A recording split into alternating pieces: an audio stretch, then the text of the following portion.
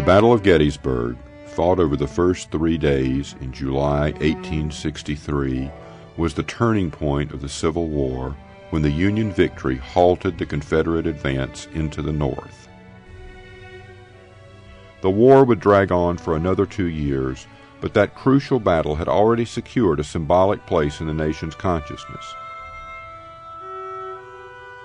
President Lincoln's Gettysburg Address, delivered 5 months after the battle, was part of the ceremony dedicating the nation's first national cemetery. The war had made death both terrifying and commonplace to Americans on both sides of the conflict. They were horrified when sons and brothers and husbands died far from home, buried in anonymous graves. To rectify this tragedy, the memorial movement was born. National cemeteries, battlefield monuments, and statues of soldiers in town squares sprouted almost overnight.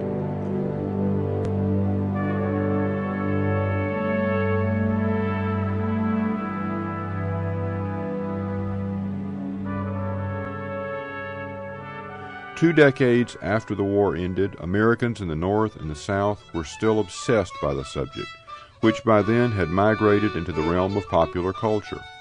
The Civil War was an evergreen favorite in stories, sheet music, and paintings.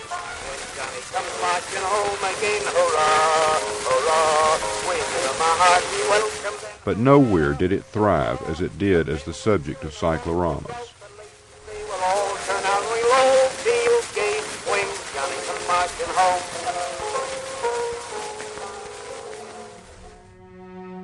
Immense paintings measuring almost 380 feet long and more than 40 feet tall, they were hung in the round so that spectators could stand at a central point and be surrounded by the action depicted in the paintings.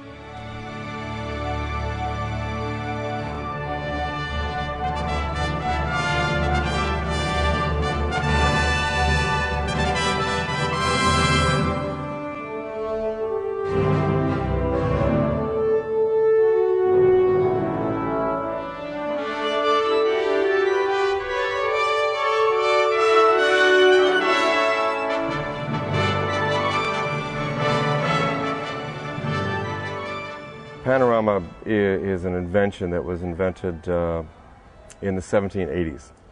A gentleman by the name of Robert Barker is credited with the patent, I guess you would say, on the panorama concept. Pretty much by the middle of the next century, by about the 1850s, panoramas were fairly quite popular in Europe and for a large amount of people to go see. And that took hold with certain American entrepreneurs that saw how successful they were in Europe. So they brought the idea back to the United States, made it even more of a lucrative sort of commercial venture. The paintings started to become standardized as far as their size, so the buildings could be standardized, so the paintings could travel from one venue to another. So pretty much, I would say that the heyday of the historic cycloramas we see here is about 1870 to 1900.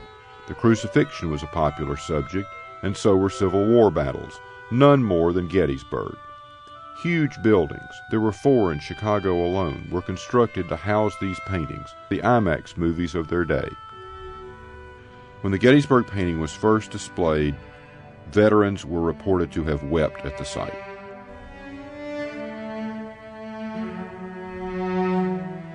In subsequent installments, we'll look at how these huge paintings were created and at the restoration of the cyclorama at Gettysburg.